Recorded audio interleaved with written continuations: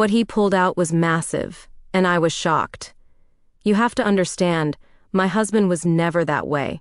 He was small, physically, yes, but also in every other sense. Small in his tool, small in daring, small in how he touched me, how he tried but never truly satisfied me. I had learned to live with it, until the night my eyes landed on something completely different.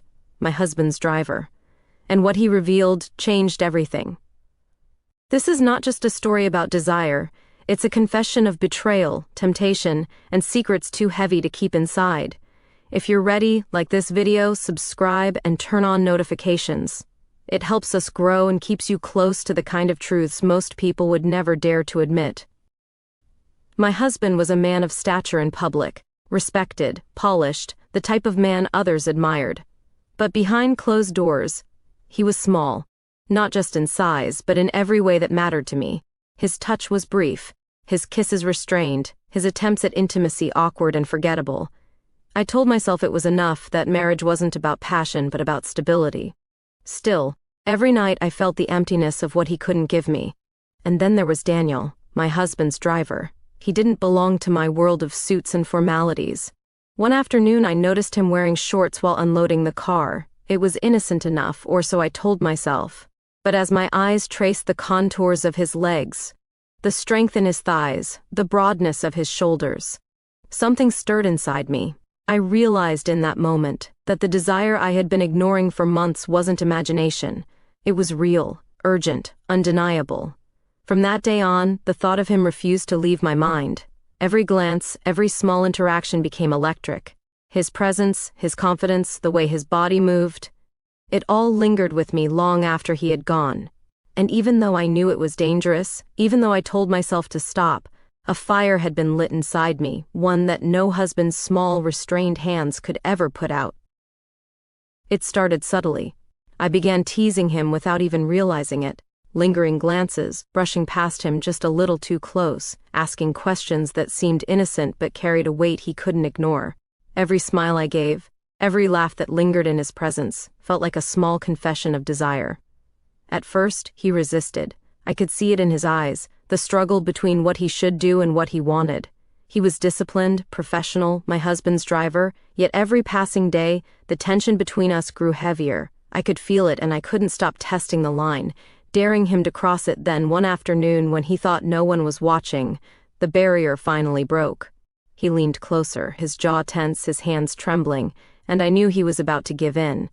I held my breath, heart pounding, as he did something small, but enough to shatter all restraint. The way he moved, the way his shorts shifted, the hint of what lay beneath, it was the moment I realized there was no going back. From that second, the dynamic had changed.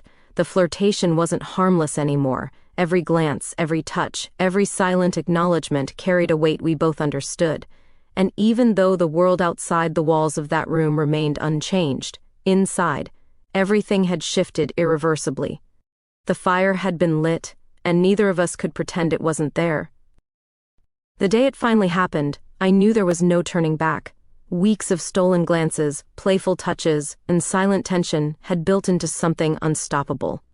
The moment our eyes met, the room itself seemed to shrink around us. Everything I had tried to deny, every craving I had buried under guilt, came rushing forward. He stepped closer, hesitation gone, the professionalism replaced by raw desire.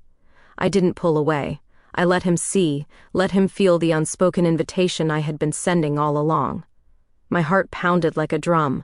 I knew my husband would never forgive this if he knew, but the thought of being caught only made it more intoxicating. From that instant, the affair began. Every stolen moment, every private interaction, carried the weight of betrayal, but also a thrill I had never felt before. His presence consumed me, the warmth of his hand, the intensity in his eyes, the way he leaned closer, daring me to respond. I gave in, fully aware that nothing would ever be the same. In those hours, we existed in a world apart from rules and judgment, where desire had taken over and hesitation no longer mattered.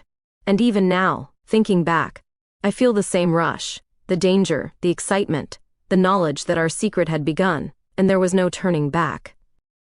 The days after our first stolen moment were heavy with both guilt and desire. Every time my husband left the house, every time Daniel's car pulled into the driveway, my heart raced. The affair had begun, and nothing would ever feel normal again. I caught myself thinking about him at all hours. His voice, his presence, the way he had taken something I didn't even realize I had been starving for.